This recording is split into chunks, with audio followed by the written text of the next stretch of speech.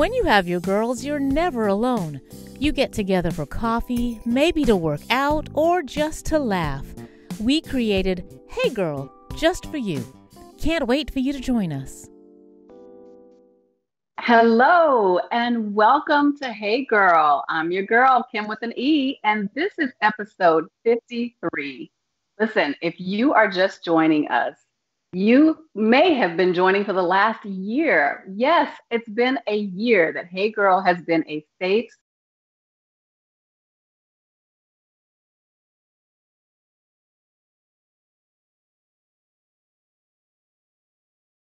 conversation because knowing you're not alone is what helps you get through, right, Yen? Exactly. That's exactly right. Hey, girl. I was here. Hey, girl. So Yes, glad to have you yes. with me today. It's good to How be are you here.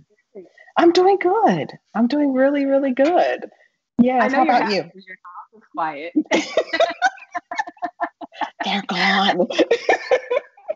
Go away. Yes, yes. Just No, yes. enjoy Yeah, the no. quiet. I know how that is. Yeah, Yeah, yeah. have No, fun. I don't everything's good. Awesome, awesome. So, how is everyone doing today? Those of you who are out there, let us know you're here. Are you home alone, enjoying some quiet time, or do you have a Yeah. house full of people? Welcome, welcome. Come on in. And when you come Yes. in the room, as Tabitha Brown says, go ahead and hit share. Hey, Ton. I see you. Everybody know Yeah, that this Ton is is the here with place us. to be. Hey, Mm-hmm. Tom. Hey, girl. Hey. Welcome, welcome. We are so glad everyone is joining us. We have a great show in store for you. And as I mentioned, we are still on a high because this is our celebratory month as we have come to one full year of being on the Yes, air. And it's yes, only because you all show up every week that we are able to do this. So thank you to all of you. Um, absolutely. and I yeah, I would love to know why you have been watching or joining us every week, every other week. I really such would a good like to question. know. Yeah, Yeah, if it's a we good have some who eval. come week after week, Faithfully, yeah, yes, yes. And just to that, even help us out and just knowing why do you watch, do you if there's even a particular topic or right. something you'd love to hear more about, or maybe we haven't touched on something that you would want to, have a discussion on, put it in the Absolutely. comments. I think that would be really helpful, right? Absolutely. I mean, that's the whole Yeah. thing. We've done a year and we've covered a lot of ground, but I know there's still a Yeah. lot more to cover, but we really want to touch on the pain points and Yes. whatever it is that we want to talk about or we want to see Right. talked about, or what the Right. stories we want to hear. That's what we want to Right. bring. So definitely tell us in the chat what you have enjoyed and what you still want to see or what you're looking for, hoping for in the coming Right. months as we Right. go on. And, I want to let you guys know that in celebration of this anniversary, we are doing a little giveaway. So go to justkim.net and all you have to do is click on contact and shoot a little message. So whatever you're putting in the chat, you can just cut and paste that right into a message. And we're going to pull all those emails that we get and do a drawing at the end of the month. Actually, at the first of the month, we'll do it for Okay. during the roundtable on May 1st. Awesome. So And is it just one entry, Kim? Just one single entry, or could we have? multiple. Hi, how Yeah, are you? Hi, hey girl. just one time. One time. Okay, I don't know. I think one. One just one. is Okay, good. just Yeah, checking. Just checking. keep it fair. Yeah. Yes. Okay. You're so silly. I want to show off our cute little tote. This is one of the giveaways Um, that we will cute. um, some lucky winner will receive. And it's Cute. a really great, I carry mine Seems around like a good everywhere. size. Yeah. Yeah, and it's nice, sturdy canvas. Got a little pocket on the inside, which I love. You can Cute. put other little things in. So yeah, Yeah. go ahead and send us a message, and we'll draw a name. Some lucky winner will get to have a cute little tote, and We'll do two drawings. So there's actually two opportunities to win. The other thing we have is our cute little note cards with some of the artwork as well. So yeah. Um, what else? So I mentioned that. Oh, So we'll do that on May 1st. The other thing that's happening this weekend, oh my goodness, how could I even forget? We have a really special guest gonna be that will be with us, not with us, but will be in town tomorrow. We want to make sure everyone knows about at the Oakwood University Church. Crystal Evans Hurst will be our special guest. Women's Ministries is doing an empowerment weekend. It's so perfect. It segues perfectly with Hey Girl this month since we're doing women in ministry. It's true. Yeah, it's perfect. So I can't wait to ask our guest if she knows Crystal or is familiar with her as well. But what I'm going to do is actually let our producer run the promo, which will tell you more about what's going on this weekend. Awesome. Ladies from the North, South, East, and West, you're cordially invited to the Women of Purpose Empowerment Weekend, April the 16th, 17th, and 18th. This will be an in-person and virtual event, giving women the power to be the women of purpose God has called them to be. Featuring motivational speaker and renowned author of She's Still There and 28-Day Prayer Journey, and co-author of Kingdom Woman, Crystal Evans Hurst. The Women of Purpose Empowerment Weekend starts Friday, April the 16th at 7 p.m. Central Standard Time with books and tea. Join the Sister Circle for an evening of affirmation and sharing. This special weekend continues Saturday evening, April 17th at 7 p.m. with the Empowerment Circle. The sisters will be writing the vision and making it plain with vision boarding, fellowship, and fun. On Sunday, April the 18th at 3 p.m., the weekend culminates with a live and in-person presentation from speaker and author Crystal Evans Hurst. Admission prices are $35 for in-person access and $15 for virtual access. For more information, please visit oucsda.org or call 256-837-1255. Nice.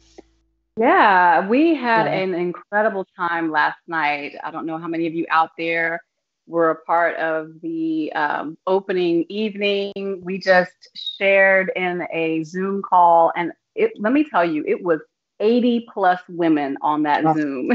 And we just had a wonderful time.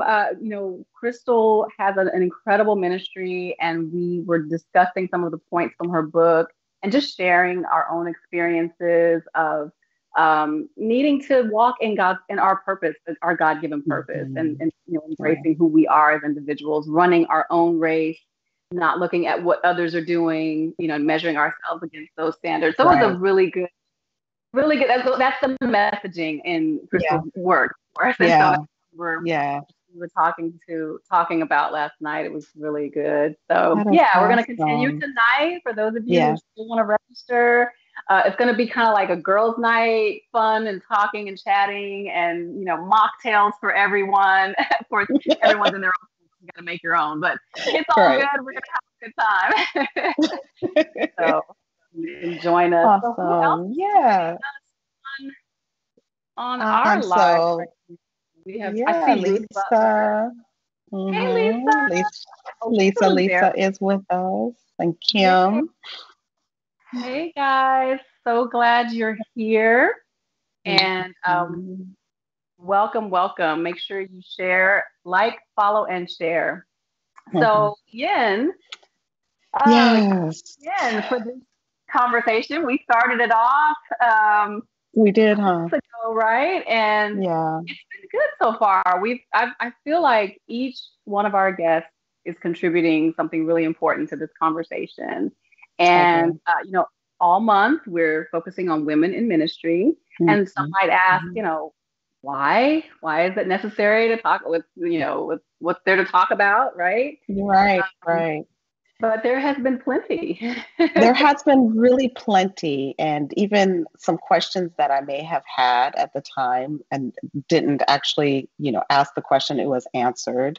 Really bringing awareness to women in ministry, period, whether we'll talk more about it, but whether we're talking about a female leading out from the pulpit or on the ground, really doing some great leadership, ministerial work at the community level. And so it's been a really good conversation. It's been inspirational. And I hope little girls are inspired, like the teens who God has already started speaking to them.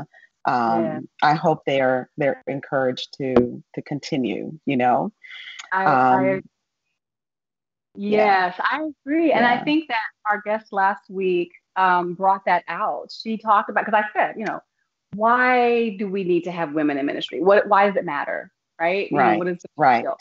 And that was one of the things that she mentioned was that, and it's like with anything, there needs to be represenation, because the people that you're ministering to need to be able to identify with you. And there are things that you can, that you embody that a man cannot. And there's a need for that unique ministry that only you can bring. So I thought that was so important. Mm-hmm. So we ready to move forward and if we can go ahead and talk about our guest today. Let's do it. Okay, well, our guest today has ministered in a variety of ways. Pastor Lola Moore Johnston is a native of Elizabeth, New Jersey, and is the first of 3 daughters born to Marilyn and Calvin Moore III.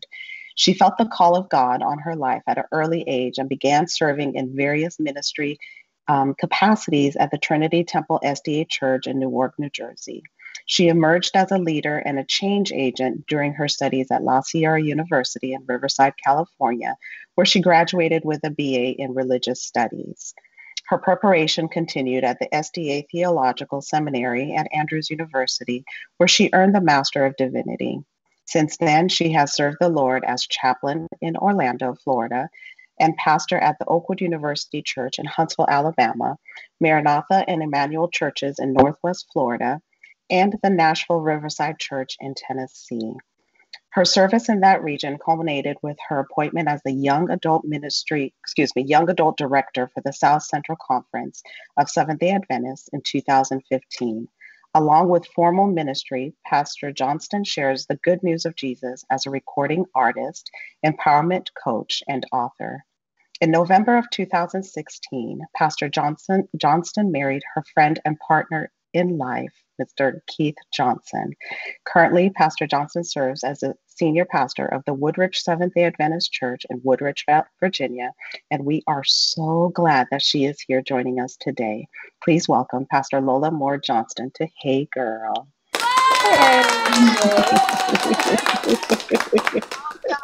Welcome. Hey girl. Hey Lola. Hey. We are so excited to have you today. Yes, it's such a pleasure. And happy birthday to you. Yes, happy birthday. I love it. Yes. So Yen mentioned something before we brought Pastor Lola in, and I need to share this right now. You don't even realize it, Yen, but I literally you're talking about little girls. I literally had a conversation with my daughter, my youngest, a couple hours ago. She did not know I was having Pastor Lola on today. And somehow we got on the subject of women pastoring. And she said, Mommy, do you remember? I don't remember her name. I remember she had short hair and she was kind of describing. She's like, but I thought she was the pastor. I thought she was the pastor because she came and everyone introduced her as pastor. She said, I don't remember her name, but she got up and she preached. And then after she preached, she sang. She said, Mommy, I think she was like 5 years old. She said, in my mind, this woman walked on water. Like, I was so impressed that a woman was going to be our pastor. She said, I didn't understand then that she wasn't the lead. She just heard pastor. She was like, oh, she's going to be our pastor. And she said she just sat there like, yes, this is awesome. Yeah. And she said, now she's 14, so she's reflecting. She's like, it's not like I wanted to be a pastor, but she said, I was so excited that was even possible. It was not something I thought that was even possible before. Wow. And I was like, baby, do you know I'm having her on my show today? She was like, That is awesome. How dare That you? is Wow. awesome. Yeah, Yeah. she was Yeah. 5 years old. 5 years Yeah. old, and looking up like, wow, this is something that can happen. 5 years old and still remembers it when she's 14. Yes. That's a great first impression, Miss Pastor Yeah. Johnston, Yeah, So, that's great. how about Yeah. that? Yeah. I tell you, it is remarkable hearing those stories, Yeah. And there are women and girls everywhere I go who reflect the same way. And as you were saying earlier, why have women in ministry? When you recognize the impact that's being made, like, how would I ever have known that your daughter would be impacted that way just by me living in my calling, And your And I think calling, yes. that's why it's important. That's it. Oh, wow. Wow. I'm That's telling you. that's great. I know. It gives Yeah. me chills. It It honestly. does.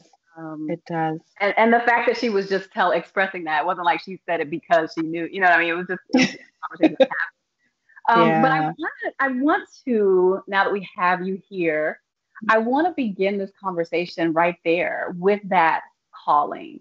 You know what I mean? Like, we hear people, pastors, ministers often say, I was called to do this and that. What does that look like? And what did that feel like? How did you know this was what you were supposed to do? So I want to be clear that calling is different for everyone. And when we look through scripture, you see that every individual call is unique. Some is circumstantial. A person is just rising to an occasion because somebody is needed to stand up, But other people have a voice that they hear that's audible, where God is saying, hey, you go this way. For me, I didn't have an audible voice that told me ministry was for me. I felt that in the current of my life that I was being led in that direction. So I followed the leading. I enjoyed studying the Bible. So I went to college and said, I'll study the Bible in college. Silly stuff like that, right?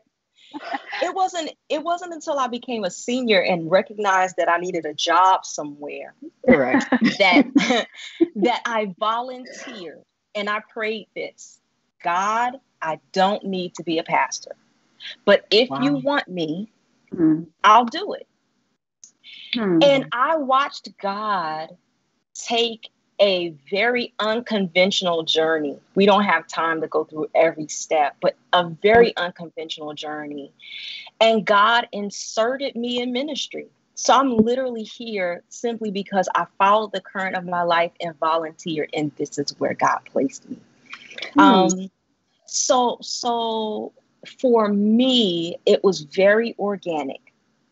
There were conversations with people that I didn't even know would lead to me being in ministry. At the time where I entered pastoral ministry, I was the first full-time female pastor in the South Central Conference. And I had an accidental interview with the president that was for something completely different. I mean, I was not there for a job. And in that conversation for something completely different, the door opened. If you ever talk to people in the Seventh-day Adventist Church who are trying to become pastors, people will give a left arm. You hear me? Yeah, right. To be a pastor. I'm talking about papering resumes and going to dinners and all kinds of stuff. Yeah. And the Lord opened a door that I was not even knocking on. You said, wow, come on. That's how you know. That's Come how you on. know it's God, right? It has to. Yeah. So let me ask you one question. Something that you just said. Well, two questions. I'm sorry. One, when you were younger, let's say before college, were there things that you would do? I oftentimes hear, I had the Bible and I was pretending to preach. I kind of just did that role play thing. One, did you do that? And my second question, you said you told God, I don't want to be a pastor, but if that's your will.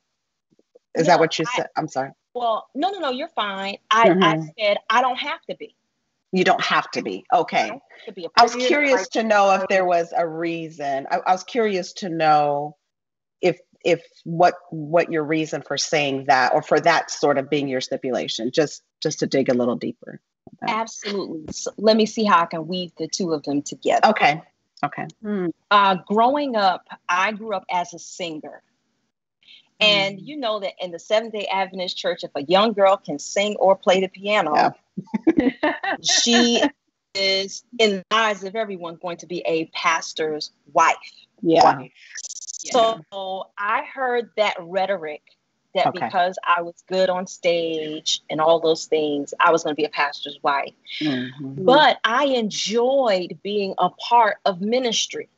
I didn't see anybody in a woman in pastoral ministry, but I enjoyed being a part of the AYS.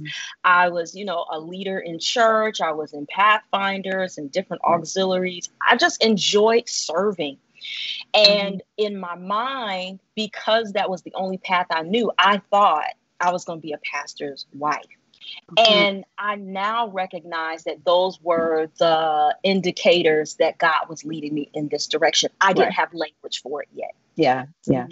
So for undergrad, I went to a Seventh-day Adventist institution called La Sierra University in Southern California. And at that time, the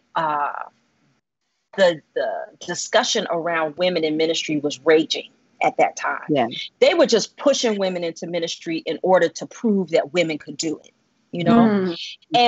and because I was not arguing that point, and I was literally just living my life, I didn't necessarily feel a burden to prove that I could do it, Right. So for me, I wanted to distinguish. I'm not trying to make a point here, I'm not trying to break down a door, but God, I am open to wherever you lead me. Yeah. And I think that that's important for a lot of people, because ministry is hard. Ministry is difficult. And if you go in for any other reason than saying, God, here am I, send me, I want to serve you, you won't make it. So that's kind of why I made that distinction. I'm sitting here thinking, as we're talking about the intersection of a job and a calling, because that's really what we're talking about, right? It's a job in one sense. It's your livelihood. When we think about a job, we think about something that we want to climb up the ladder of success and attain levels, within that organization or within that field. But then when you combine that with the work of God and spiritual calling, I believe that's where the tension happens.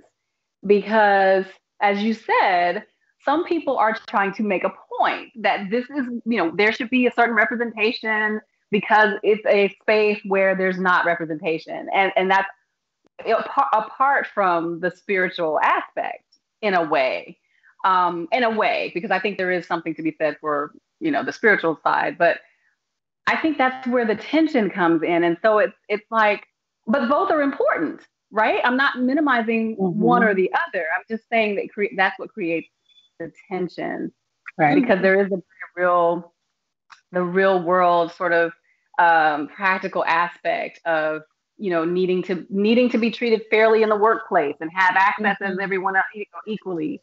And I think that's the question that I keep asking every week.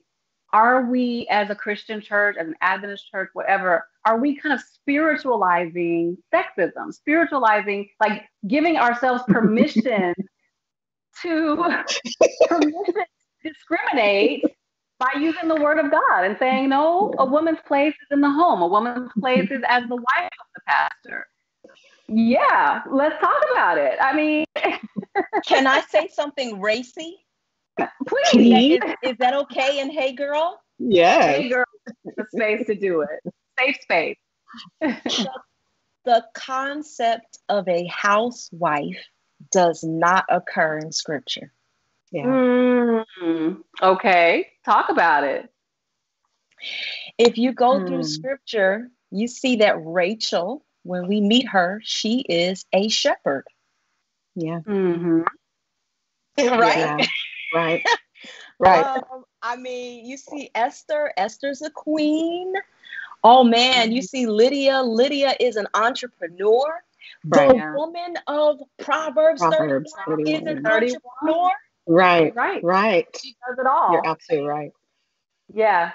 Where did we get these people are not rich enough to have a woman sitting at home taking care of the kids. No. Right. No. Right. Rich people do that. Come on in here. That's so, wow. Socioeconomic status. We're not even. Right. Yeah. Right. So, and we're going to go there today. Okay. All right. But Caucasian American Christian values in the 1950s were attempting to pull back on women who were sick and tired of being stuck at home while their husbands went out and did whatever. Now, Black people should know better, because our grandmothers, some of our mothers, were not rich enough to stay at home. They were good Christian women. Hello. Good Christian women. Women who were, yeah. Listen, good Christian women sometimes were the only ones working in a household. Okay? Yes. Right. But Caucasian American Christian values, in an attempt to pull back and rein white women in, spun a rhetoric of a good wife staying at home to minister to her family. And that has been superimposed on us as an entire society as a form, as you said, of spiritualized sexism. It is not biblical. Period. Chandra said tea. Yolanda said, wow. I think we can sign off now, Kim. I think we're done. What's the closing scripture? Closing scripture is, I mean, wow, yeah. I think that is powerful, because and what it says is that, and this is what we talked about last week, that it's so clear how culture imposes on God's command. Right? Because the biblical writers, the scriptures that we can pull, which I'm sure these same leaders in the church were using, they were written by men during a particular time within a particular culture as well. And so it becomes the doctrine, and we all buy into it, men and women alike, Black and white alike. Absolutely. So Lola, do you think there is any level of threat to our current system of women rising to the top? Yeah. Absolutely. Meaning there's an insecurity that resides within the male species about competition. Let's be clear that it's not universal. Not universal. Okay. Not everyone. Right. There are very many men who are comfortable with having women as counterparts. I agree. Yes. But I think the structure is not built to accept women in leadership.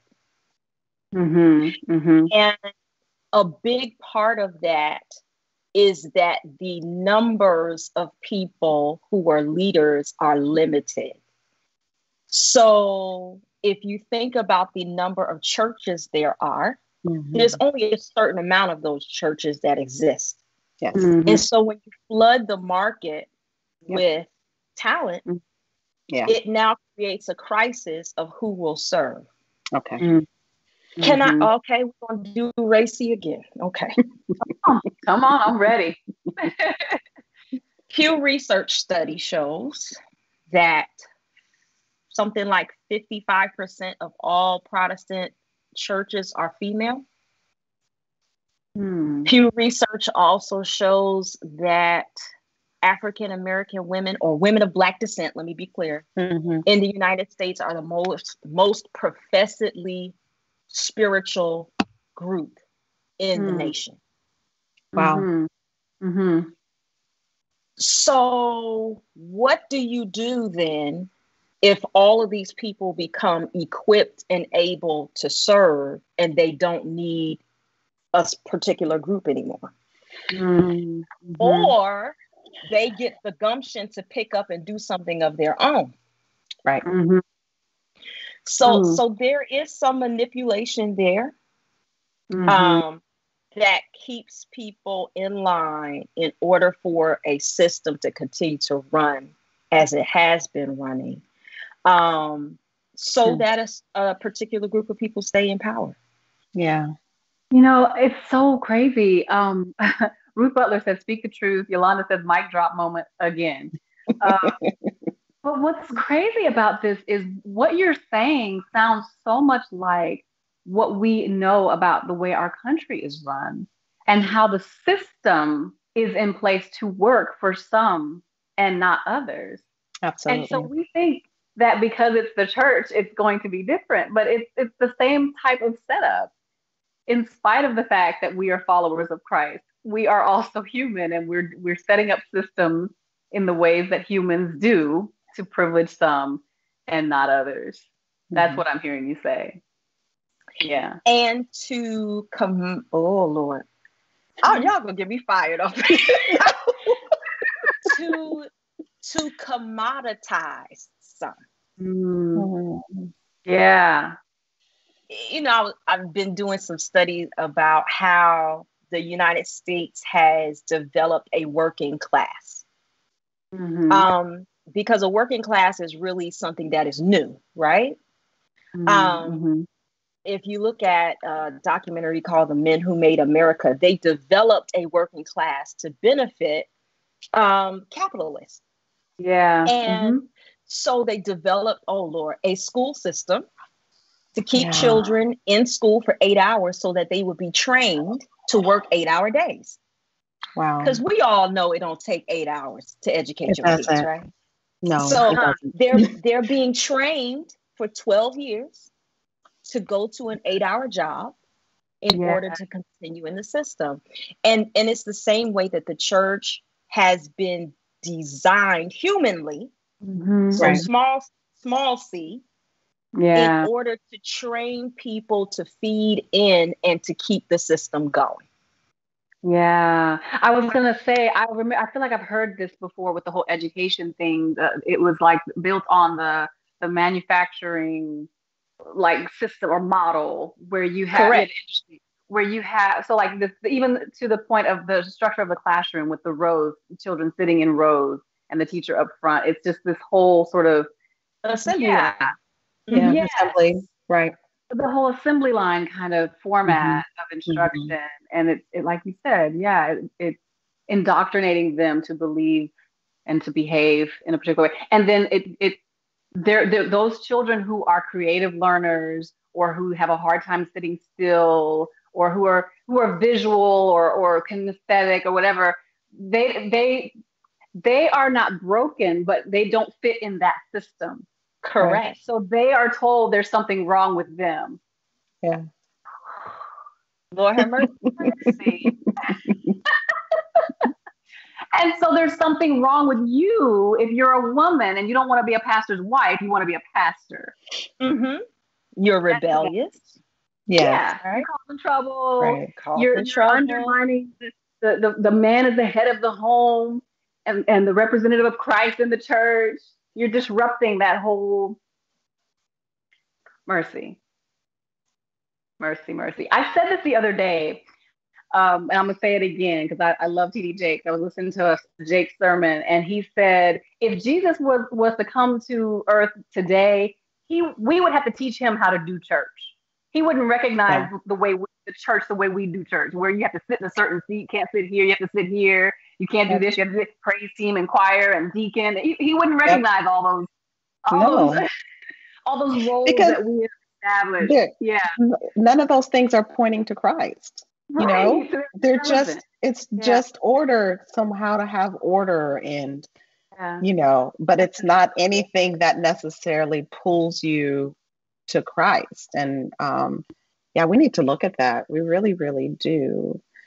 So Lola, yeah, go ahead, Kim. Sorry. Mm-mm. No, I wanted to quickly ask then, because you specifically said you were like, no, I'm not here to fight that battle. I'm just going to do whatever the Lord wants me to do. So is there a place for fighting that though? If this is the system that we have, you know, what is our responsibility then? Our meaning any of us. So let me be clear that battle needs to be fought. Okay. Let's be clear. Okay. Thank God that the battle is raging on. Okay. I knew that for me at the time, that's not where I was then, you know? But it's unfortunate that there are places where God is calling us and people believe they're being led by the Lord to keep us out of them. And so I do believe that there is a necessity for that thing to be fought. Let me say that there's a necessity for us to use our voices in order to create space, not only for ourselves, but for our daughters, for our nieces, for the girls. And I believe so. Absolutely. Totally. Completely. Yes. Mm-hmm. Yeah. I'm sorry. Go ahead. Well, I was just curious to know, you've had your journey, and I know I know the road has not always been smooth for you. But now that you are where you are and really quite accomplished in your influences and your past, being able to pastor churches and chaplaincy, it seems like you have had great opportunities. I'm just curious to know, what are you doing now? You know the journey, you know what's out there. What are you doing now? At least for your other female colleagues. And I know a little bit about you, and you don't sit quietly. I think your hands are always reaching to help and to help people get through. But I'm just kind of curious to know, with what you have experienced and being where you are now, what type of things are you doing or to encourage those who are considering, who are in it, who have been blocked, who have not been able to accomplish or be able to serve the way they feel God has, called them to? How are you reaching back to help? So what I felt led to do was to build my own table. I have come to a place, and I don't know if it's because I've recently turned 40 or what, but I really am not interested in personally trying to fight for a place at somebody else's table. So God allowed me to start building my own. And the funny thing that happened though is once I built my own table, then people are like, "Hey, come sit at my table." No thanks, I have my own. So that is funny. What having my own platform has allowed me to do is to I only use women speakers on my platform. Nice. I am trying to develop a reliability of the female voice as a universal voice. This is what I mean. Oftentimes when we allow women into our platform, it is for a female event. So we believe that a woman can speak because we're having a woman's day. Yep. But I knew that I made it. Now I'm saying all of this in quotes and tongue in cheek. Yeah. When people started to invite me to universal opportunities. Yeah. By God's grace, the other day, I opened and closed the Cape Town conference, which is South Africa. I opened and closed their camp meeting.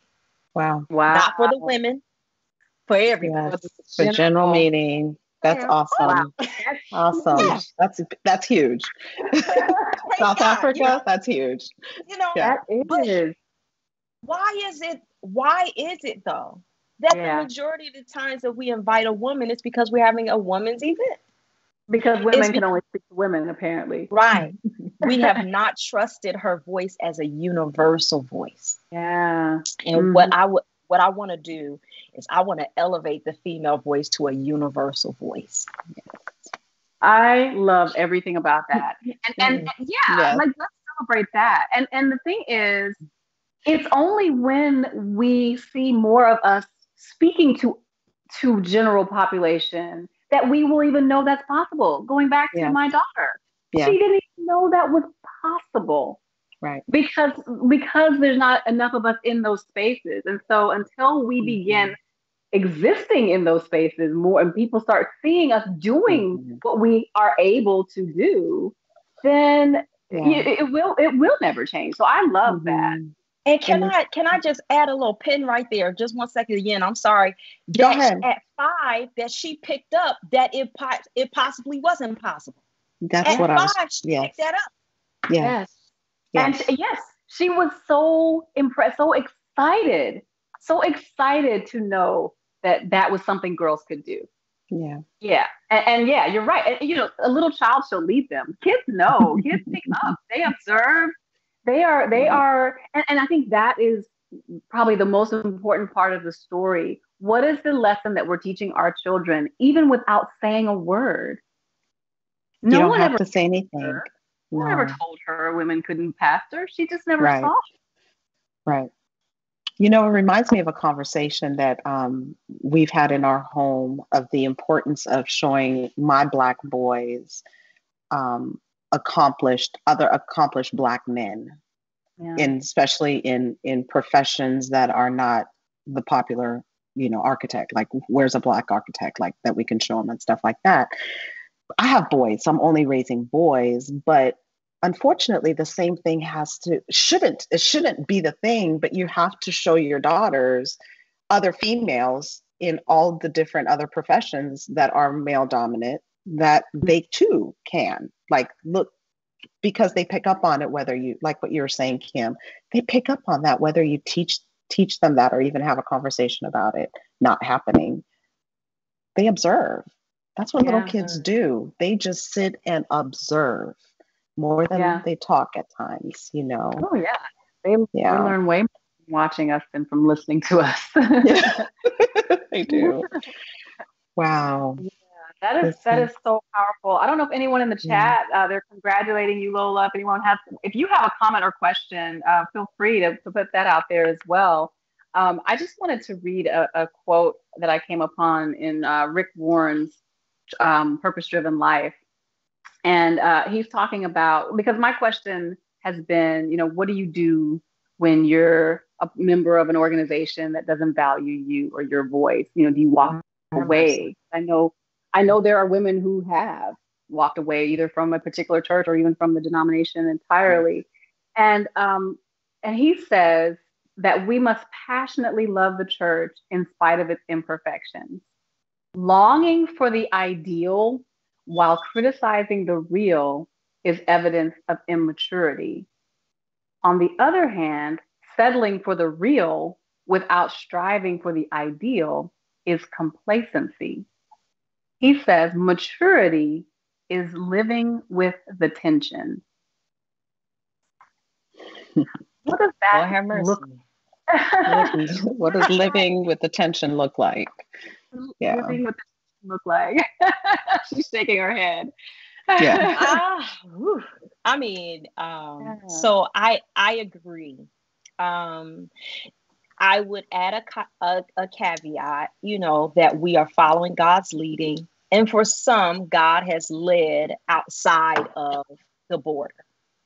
Yes. I have had an experience where I have built a whole boat, y'all. I got a whole raft ready. but I do not have permission yet to jump.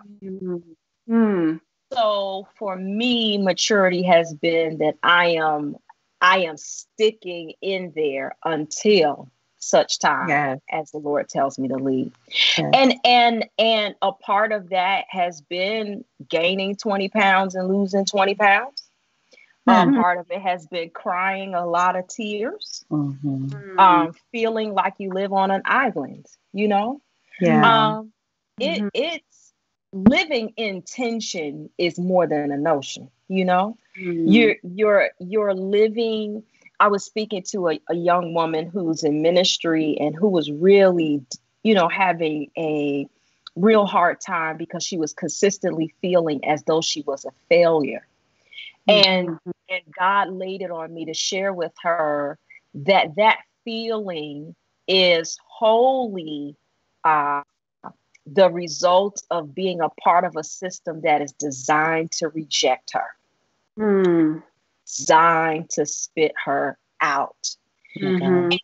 And so, ladies, if you have a woman in ministry in your church, take care of her, because she is fighting some major battles.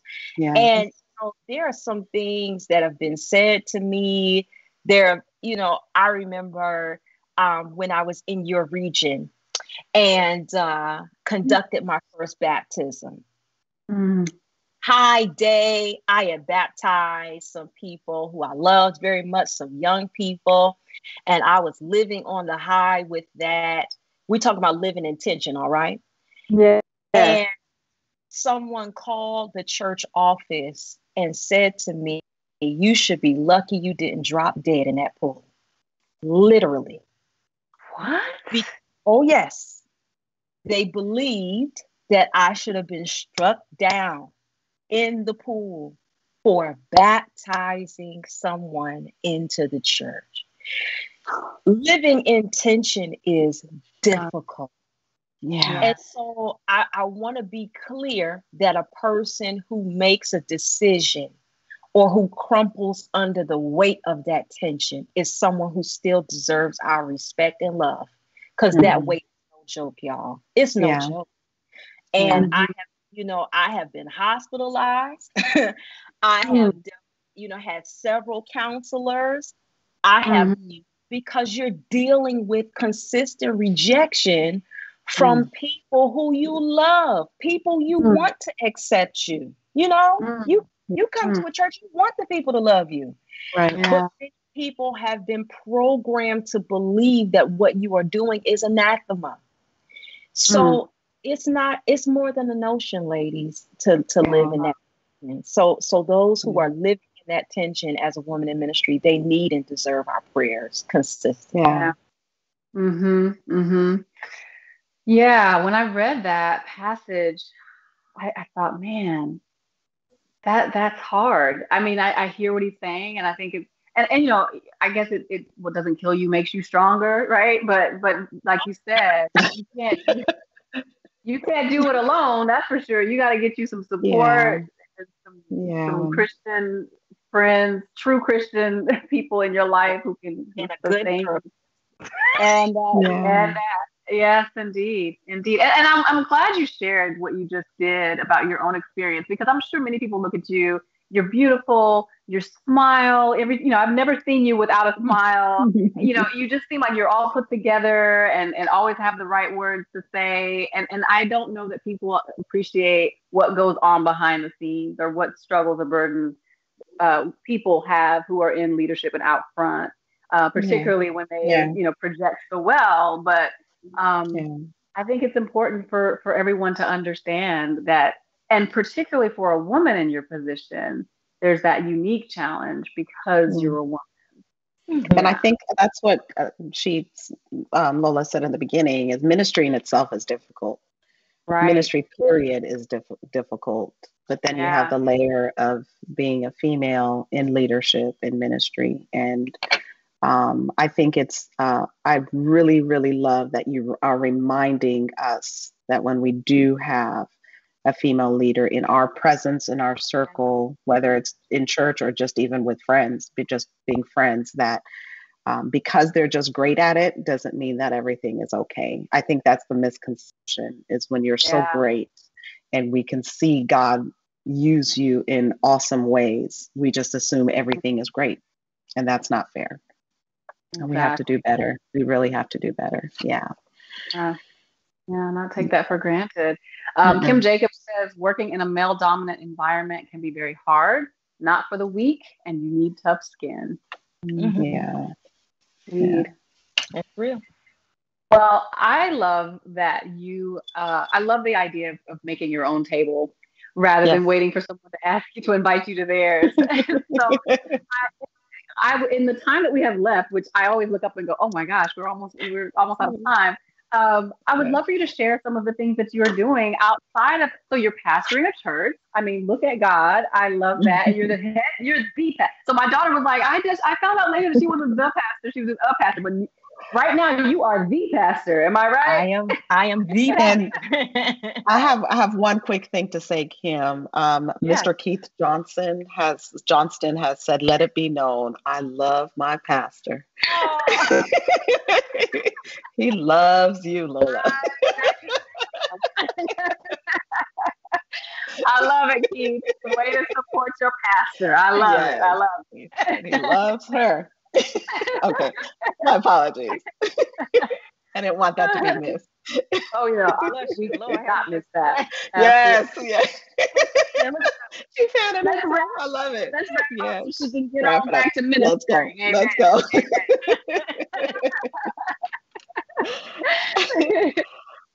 So, Yeah. aside from being the pastor of the Woodbridge Seventh-day Adventist Church, is that correct? What else? What else are you doing? Well, God has blessed me. I'm a 2-time author now. One book is the Gospels Challenge. And then the second one is a Bible study series that I was blessed to do with the North American Division of Seventh-day Adventists, which is called Pursued, which is both a book and a Bible study. Available at every ABC store. Amen. Do it, girl. So real quick, can you tell us what the Gospels Challenge is about? What's the premise of that book? Sure. So it's a 30-day walk through the New Testament, or through the Gospels, the 4 Gospels. So I was doing a series online over 30 days, just taking people through the 4 Gospels, and we turned it into a book. So it's a devotional that you can do by yourself or with a group in 30 days. Okay. Awesome. So you're not just talking about the women in the Bible? I'm just No. carry on. I would just assume that would be your focus, but Yeah. I'm kidding. Carry on. And what else? So what else? Sure. And then God gave me a concept called Bloom. I actually began it in 2015 as a women's conference in the South Central Conference, and was able to expand that. So now it's a semi-annual conference that I do for women. Bloom stands for Boldly Living Out Overflowing Magnificence. We help women to overcome self-doubt and to live in their unique brilliance. And so we're really excited about that. And that's the platform where I get to be creative and invite women from all different areas of expertise to come and share their stories to actually empower women to walk in their own brilliance. So I'm really excited about that. So those are some of the things that I do. Awesome. Awesome. I'm so excited for what you're doing. I remember when you did the Bloom conference, I popped in and enjoyed some of that. And I hadn't realized that it was like, it became a thing after the conference. So that is really exciting. I love the idea. I thought it was so clever what you did there. And I'm particularly happy for what you're doing to support women, because, you know, that's what this is all about. We have to take full advantage of the blessings and gifts that have been given to so many, and you know, create spaces for them to have the opportunity to share. And I think that's so fantastic that you're doing that. Praise God. It's been fun. I know. I'm sure it has. Well, I have been just blessed by having you here. I know, Yin, I'm sure you agree. I am so happy right now. Yes. Yeah. So I have family who lives up in Virginia. Whenever this COVID thing is over, I hope to come up and visit very that'll soon. be great. It'll be great to have you. Indeed. I look forward to it. Well, we're going to say goodbye for now. God bless you and your ministry. I pray your continued success. And I thank you again for being with us today. Thank you. It's been good to be here. Take care, ladies. Thank you. You too. Wow. I've always been impressed by her. I've always felt that she's really, just like I said, so poised and put together. And I just think that what she shared today was really appropriate and very, it gives you some things to think about, right? Like insight. As a system in the same way that other systems that we are familiar with operate. Right. So we began this conversation, Yen, you may remember, with the question of that tension between, our spirituality and our rights as women. You know what I mean? And I feel like we're seeing how to separate those two. Absolutely. I agree. Spiritualized sexism is not okay after all. It's not God's will after all. Right. Yeah. Right. So our scripture for today says that in the last days, God says, I will pour out my spirit on all people. Your sons and daughters will prophesy. Your young men will see visions. Your old men will dream dreams. Even on my servants, both men and women, I will pour out my spirit in those days. And that is Acts 2:17 and 18. I mean, it's clear. Yeah. His spirit resides in all of us. All of us. Doesn't matter our age, our race, our gender. Right. Yes. It was man who was doing that separation. Yeah. I'm really speechless, to tell you the truth. I am. I think, I really don't have anything else to say. I think I'm still thinking about everything that Lola said, right? But mostly I'm just understanding that, like what you just said, the more we understand, the closer we get to the root of it, the better understanding that we have. And understanding culture, understanding man's influences and man's hands in creating the church, like she said, small c. Small c, right. I think it's leading us to less frustration and more understanding. And I think that's really important. When you put what's going on in proper perspective, then you can better handle it. And you know how to move forward. So well, we are going to continue one more week with this conversation. Next week we have Dr. Lynn Brinkley, who is representing the Baptist Church, and she has a wealth of experience that she's going to bring to this conversation. She's a professor and a preacher, so I'm super excited to talk to her and get her input on this. And I'm just so glad that you're with me today. Thank you for being here. It's my pleasure. Thank all of you who have been here. I see all of you in the chat. Thank you so much for joining us. And we will see you next week. Be blessed. Take care. Hey girl, thanks for joining us today. Next week, the conversation continues with preacher and teacher Dr. Lynn Brinkley. We're tackling power and the pulpit. Also, don't forget, visit justkim.net, click contact, and drop me a line for your chance to win.